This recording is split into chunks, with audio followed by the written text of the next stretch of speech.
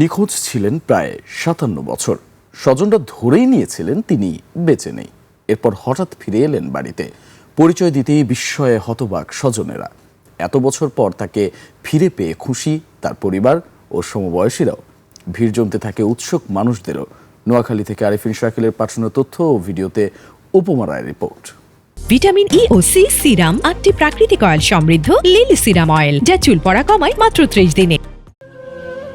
বয়সের ভারে নুয়ে পড়েছেন, কথাও অস্পষ্ট, শরীরে নানা অসুস্থতা, তবু চোখে মুখে আপন ঠিকানায় ফেরার প্রশান্তি। ১৯৬৯ সাল ইফতার শেষে হাতিয়া থেকে নৌপথে চট্টগ্রামের উদ্দেশ্যে রওনা করেন সৈয়দ আহমদ ও তার খালাতো ভাই নূর আহমদ। পরদিন ভোরে চট্টগ্রামে পৌঁছানোর পর ভিড়ের মধ্যে হারিয়ে যান তিনি। এরপর বহু খোঁজাখুঁজির পরও তার সন্ধান মেলেনি।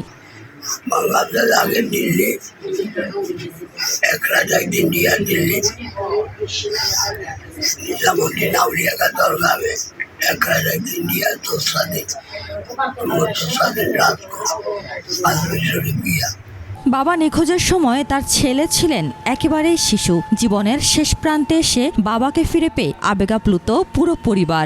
আমার বাপারে ভাই, আমি খুশি হয়েছি, আল্লাহর কাছে হাজার হাজার দোয়া চাই। স্বজনরা জানান, দীর্ঘ সময় ভারতের আজমির শরীফ সহ বিভিন্ন এলাকায় ভবঘুরের মতো কাটান সৈয়দ আহমদ। সম্প্রতি ভারতের হাওড়া স্টেশনে দুষ্কৃতিকারীদের কাছে সর্বস্ব হারানোর পর বিএসএফ এর মাধ্যমে দেশে ফেরেন তিনি। পরে স্মৃতির টানে খুঁজে খুঁজে পৌঁছে যান হাতিয়ার নিজ বাড়িতে। আমরা দোনোভাই সিটাঙ্গের মিয়া দিছি রবিবার সিটাং যাই নামছি। আর আমার দেশীয় মানুষে গিরগির করে গিরা অবধি ধরছে, আরও ধরছে, আর খালতো ভাইও ধরছে। ধরি আর খালতো ভাই কর্মিয়া গেছে, আই কর্মিয়া গেছি, আই এই কথা আর কইতে পারতাম না। স্থানীয়রা জানান, এত বছর পর জীবিত অবস্থায় পরিবারের কাছে ফিরে আসা যেমন আনন্দের, তেমনই অলৌকিক ঘটনা। ওনাকে পেয়ে সবাই গর্বিত যে উনি এত বছর পর কই থেকে আসছে। মোটামুটি আমরাও গর্বিত হয়েছি যে ওনাকে কাছে পেয়ে।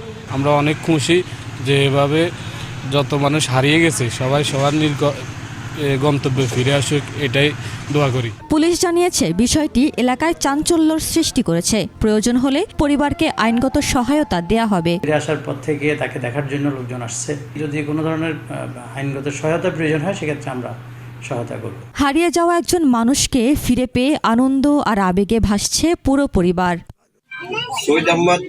উপমা রায়, ডেস্ক রিপোর্ট, ২১ টেলিভিশন।